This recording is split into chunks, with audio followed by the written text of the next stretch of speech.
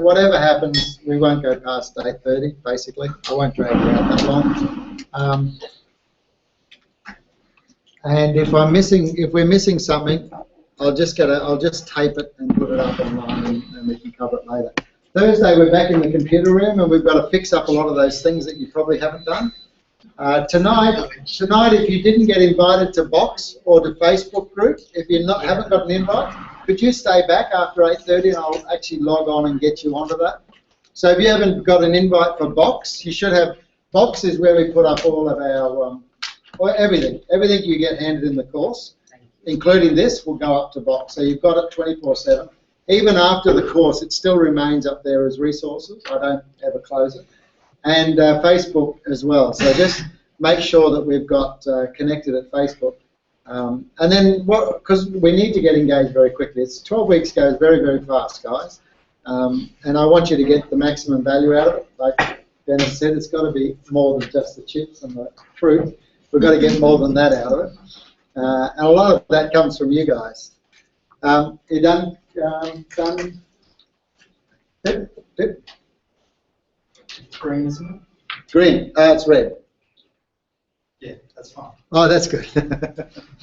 Okay. All right, this is just for those people. I mean, it's good that Dennis has come a bit late to the course, but luckily we've got those 4 tapes, you know, so that you can go back. You know, if you can't sleep one night, just go and watch it. It'll put you to sleep. All right, I want to talk to you tonight. These are very early concepts.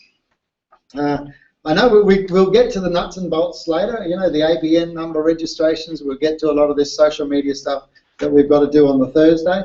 Tuesday is about trying to introduce you to the concepts that you probably haven't come across. You know, almost guaranteed, if you haven't started a business, you haven't really come across some of these concepts. And the one I want to talk tonight about is where you create existence. If you like, we create life. And we all are familiar with that in human experience. I've got 3 kids and they've got 3 grandkids, so I all understand that. But in a business sense, that's actually what we've got to do. We've actually got to bring something into existence that currently doesn't. You know, if I said to you that Apple doesn't exist as a company, you go, that's stupid.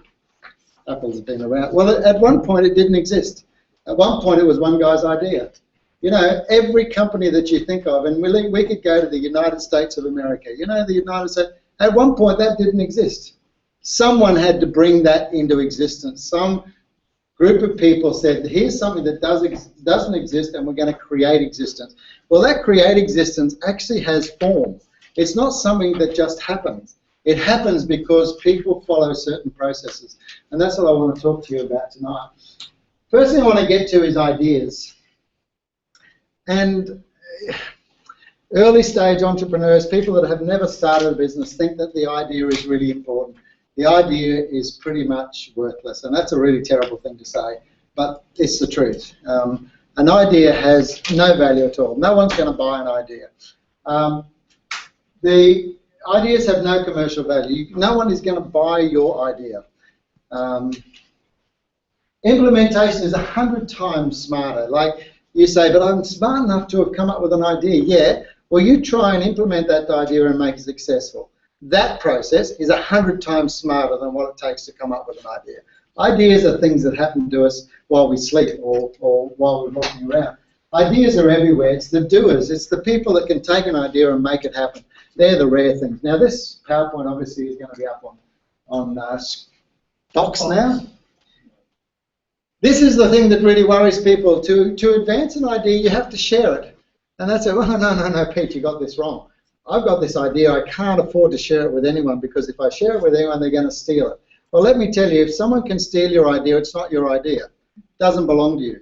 You should be so positioned with your idea that you could tell the world and everyone say, what a great idea, but I can't do it. You're the only one uniquely qualified to do that. If your idea is not something you're uniquely qualified to do and no one else can do, you shouldn't be doing it.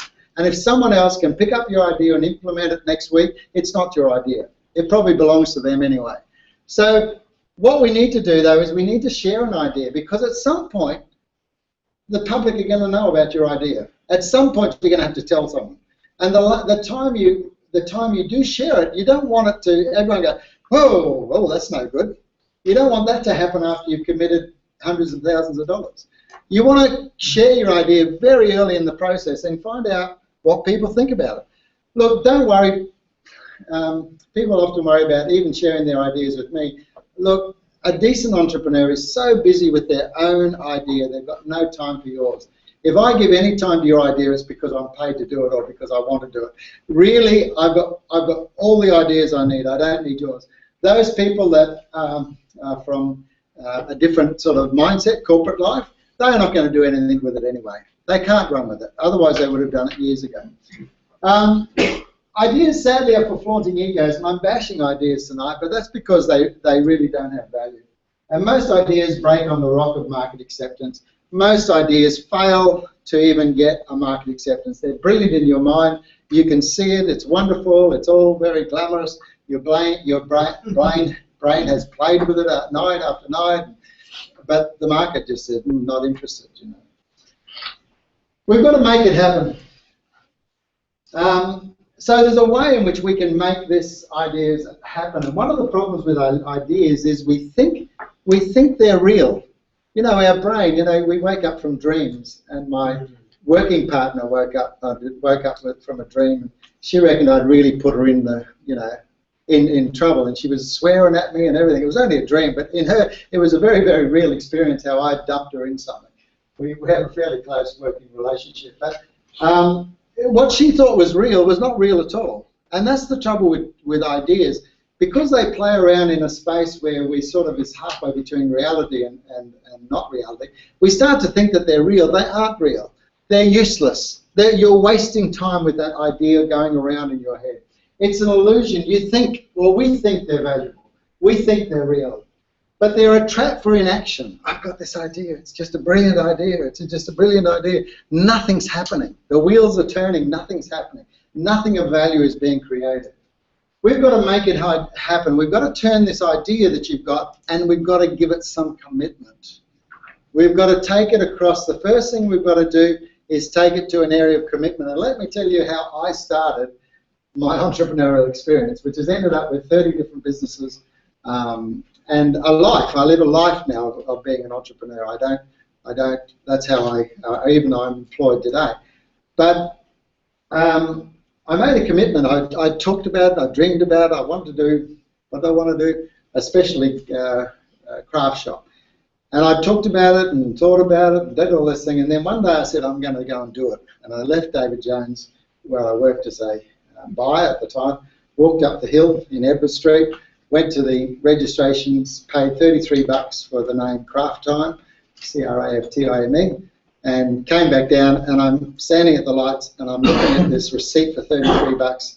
And in those days, $33 was about a week's mortgage, you know, it was about a week's rent. And I had a wife and 2 kids at home that were depending on me, and I looked at that receipt and I thought, oh my God, fancy going and wasting all this money. If I don't start a business now, what a waste. I've wasted a whole week's mortgage payment just to get this name. And it was that, but it was that commitment, that $33 that led me to this life now of entrepreneurship. And it was that commitment. When I decided to make that commitment, what happens, everything else started to happen. Everything started to happen from that. And eventually I got a shop in Queen Street Mall, and we ended up opening 9 of those stores. But I had my business model completely stuck, but that was another lesson. But the lesson of the commitment was fantastic, that you, until you start to make a commitment, and the good news about you guys tonight, you've made a commitment to this. By even enrolling in this course and making that commitment to spend the money that you have, you've made a commitment. You've actually outlaid money against your idea. And so that's where it starts. Because once you make a commitment, existence happens. What happens is your brain, and I don't know the psychology of this, but I just know it from experience, that once you've made that commitment in real dollars, your brain goes, oh my God, it's real. We better make it happen. While it stayed as a dream and went through the washing, your brain actually said, this is great. We just play with this idea, it goes round and round in your head, and we don't have to do anything because the guy just wants to dream about it all day long. And the brain actually doesn't go into forward gear, it just stays in neutral because you haven't made it go forward. The minute you make a commitment, the brain sort of goes, oh, we better make this real now. Yeah. And everything that you do after that is real. you start to make real decisions. You actually start to get going forward. So don't miss the opportunity to make a commitment, either in time or in money. Put a commitment behind your idea, and that's what we're going to be doing tonight. You need to create existence. Your mind needs to see your idea as existing. We've actually got to fool our brain into think that this thing is real, and it's not real. When we started the Industry Professor Association, I think there's a photo of us, isn't there? We, because we came up with this idea of the Industry Professor Association, me and Phil, and we thought we had to fax off the application, didn't we, to get it accepted. And we're standing there and saying, well, this is a historic moment. We better get a photo. So we did a selfie, and the photocopier got in because I think it was probably the smartest one in the room. But there was me, Phil, and the photocopier, and we took a photo because at that point we didn't actually think it had existence. But you know what? Now everyone talks about it. Now you can get a thing with a gold seal on it. Now it's real. But when we even made it, we actually felt that this is just make-believe. But what's happened since then is it's become real. It's become a real identity. If you type in Industry Professor Association into the computer, you'll see that it's a very, very real place that has, some real stature. And once something exists, you bring your body or your mind starts all the care and attention stuff. So what I'm getting at tonight is we have to turn this idea that you guys have all got, and we've got to make it go forward. At the moment, it's just spun in the mud. We've got to actually get it going forward. So how do we create existence? You've got to make things tactile. Create presentation documents on your idea. Get certificates and receipts. Get a printed logo. Go and spend $50 on Freelancer and go and get yourself a logo. Go and get a logo and then print it out and hold it up. Suddenly your brain goes, this is real. This is going forward. Now remember, we're playing affordable loss because we're not spending a lot of money. So if we don't go ahead with this idea, it's not the end of the world, but at least we're going forward. At least now we're starting to test whether a market exists for this idea we've got. We've got to give this thing values. This thing that you're creating, the Industry Professor Association, Now Master, Skillmaker, all of those things that I just said then, in my mind and Phil's mind, have different values. Each of those organisations have different purposes, and they actually have different values. They stand for different things. And you've got to do that. You've actually got to give it values. You've got to get this organisation or this thing you're trying to create, you've got to give it some meaning. What's the meaning for it? Why does it exist? What's its purpose for existence? What is it you believe? What is it that this organisation that you're creating or this idea that you're creating, what does it believe? What does it believe about the markets? What does it believe about customers? What does it believe about existing offers? What does it believe about how the world should be? What's its belief system? And what's its reason for existence? What's its mantra? There's a word called mantra. It's 2 to 3 words that you come up with, which states in 3 words what you really believe. This is not your byline. This is not your marketing Coke ads like. This is the mantra that you speak when the doors are closed, the decision makers are in a room, and you're tussling over what to do with your idea or an aspect of your idea, and someone says, remember our mantra is, and we say it all the time, in Skillmaker particularly, cheapest possible skilling. That's sort of what our mantra is. So we close the door and me and Phil are arguing about which way to put something, and we say, remember Skillmaker is all about the cheapest possible. And I go, okay, so we have to go this way. A mantra is the core belief that the founders have in closed doors, and with Coca-Cola, it's remember we're here to make effing money. That's what their core belief is. And when someone says that, say yeah, so forget the brand, let's go for the effing money. Eventually, I want to have a business where I can say that. But at the moment, I'm creating a whole lot of meaningful existence when I really just want to make the same thing that Coca-Cola makes. But so that's their mantra, and they would say that to one another. They would close that door, and the director say, "Remember, guys, this is what we're here for." And they would go, "Yeah, so let's forget about whatever, giving to the poor or whatever it is." And it's got to have names. Can you imagine? You've rung up excited parents, new parents, and they've had this baby, and it's now 4 months now, and you say, so what did you call it? Oh, we haven't really got a name for it yet. Is that kid existing yet? You know, does it exist without a name? You would be shocked, wouldn't you?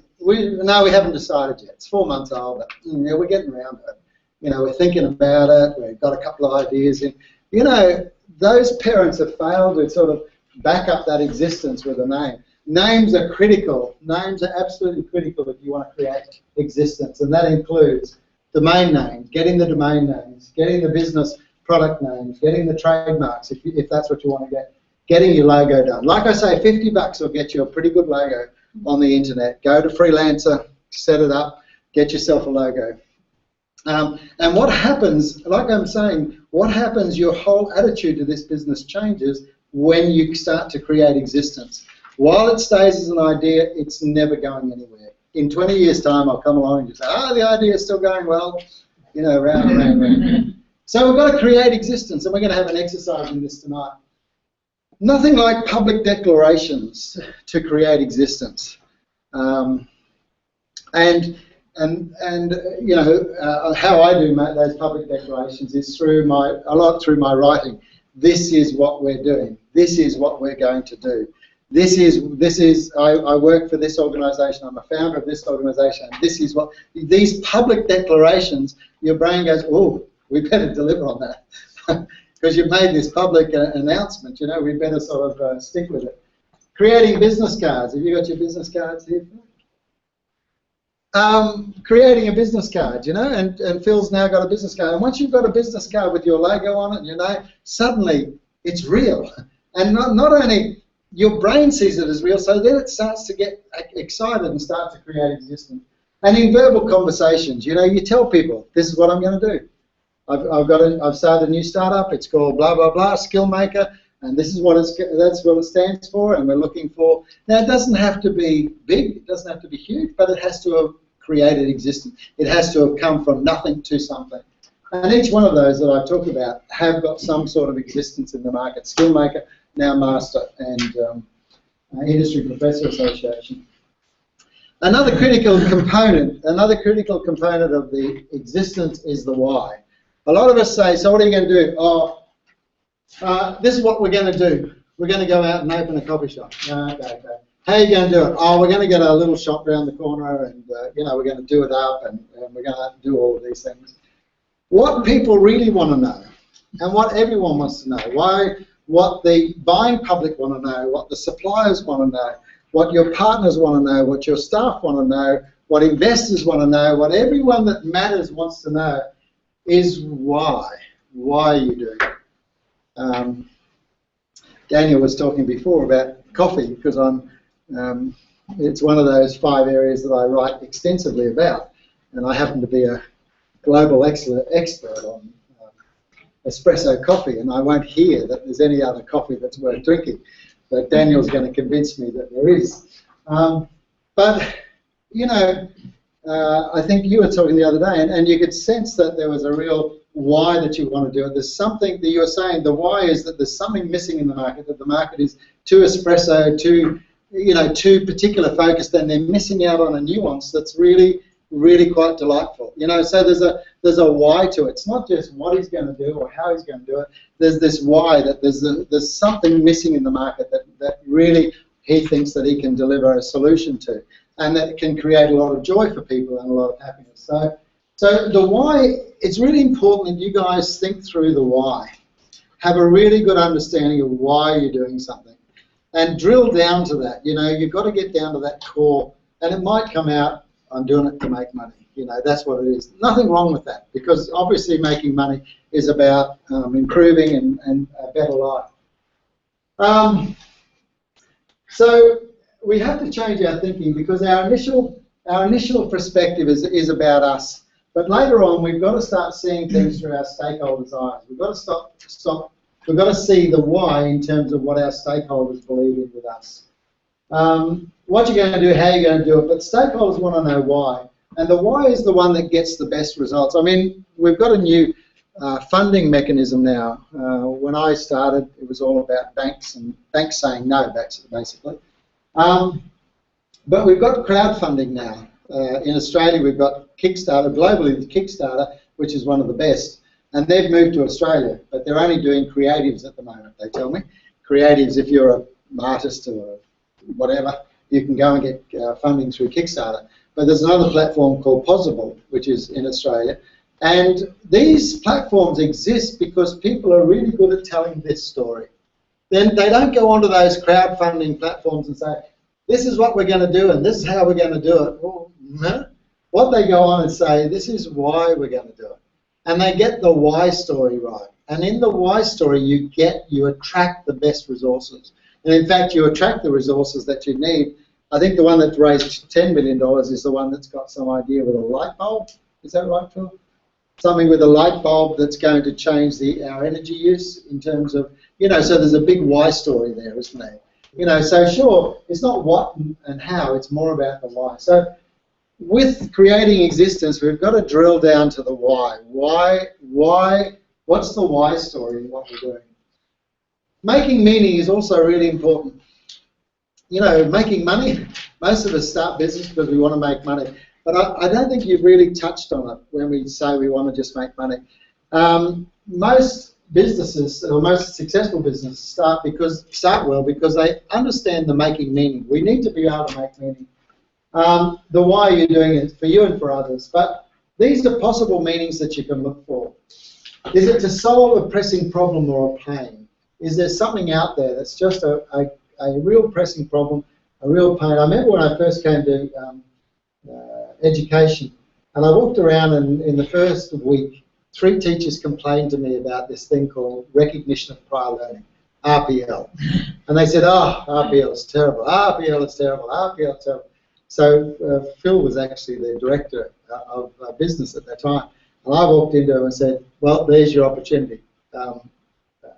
Solve the RPL problem, because everyone hates it. And guess where I'm working these days? I work in RPL, and we've come up with some incredible solutions that teachers absolutely love, and our clients absolutely love it as well. But I mean, I picked that not from I went and didn't search for an idea. I actually saw the problem. I saw people walking around complaining about a problem. And so my meaning was, let's create something that doesn't become a problem anymore. That satisfy a human need. Obviously, shops and that sort of coffee shops and that do that. Increase the quality of someone's life, maybe your own. Change people's lives for the better. That's certainly one that we're looking for in education. Sometimes it's to right a terrible wrong.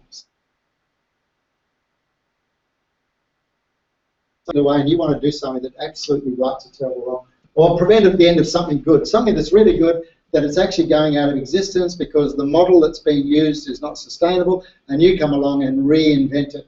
You re-look at it and say, we could remodel this, and we could actually come up with something that prevents the end of something that we think is quite good. So there's probably some other meanings, but there's some pretty good ones. You need to be able to find out which making meaning that you're going to connect to.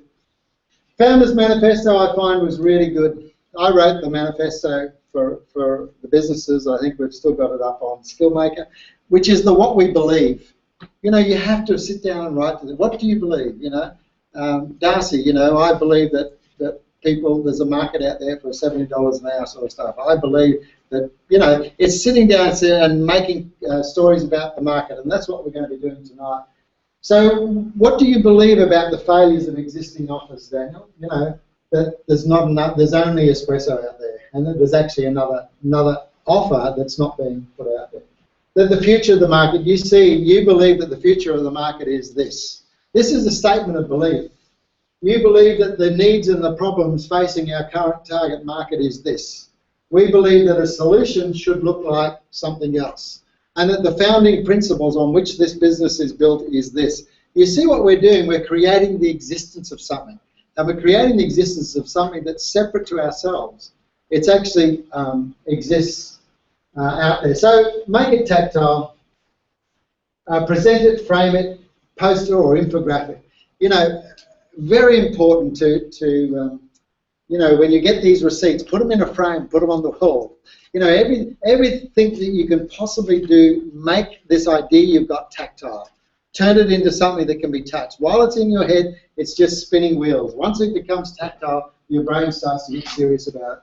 So what's your mantra? It's your reason for existence. I think these guys said, We try harder, that's their mantra.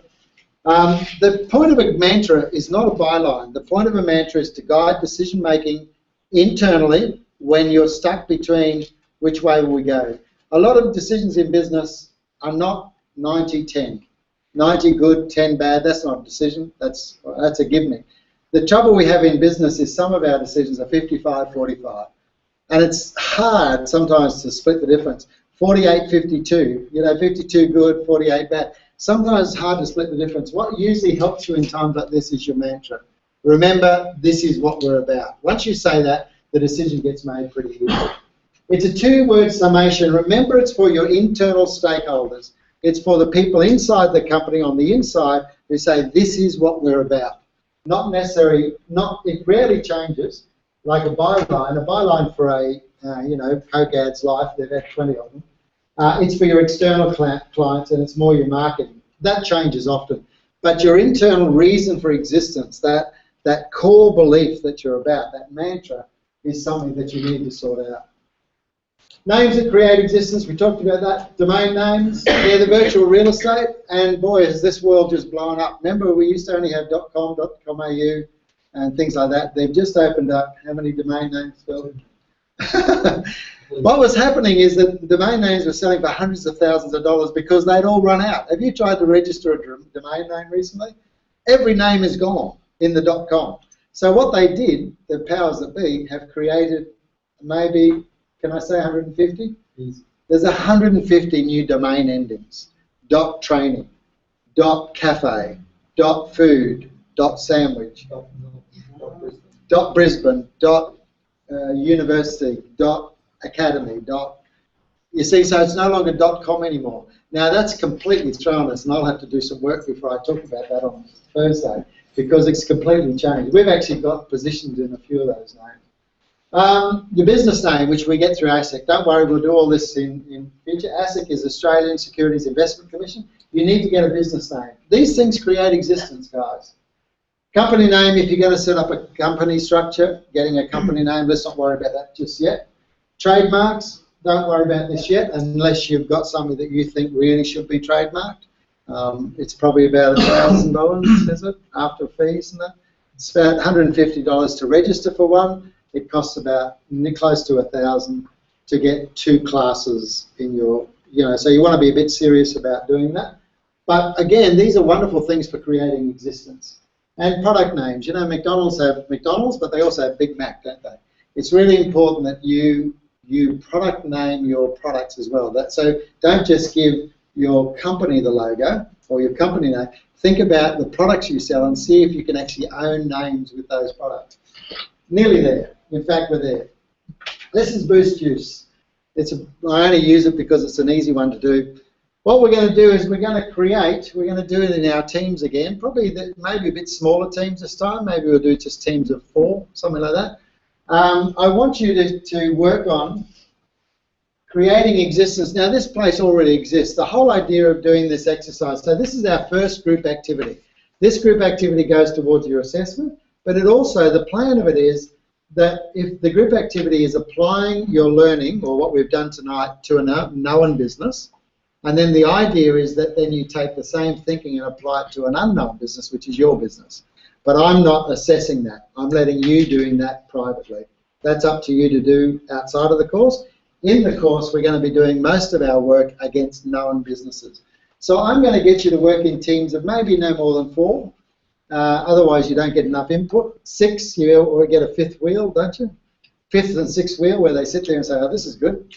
Chris is doing all the work. I can just sit down. So what we've got to do is develop a key point. Thanks, Phil. That's enough.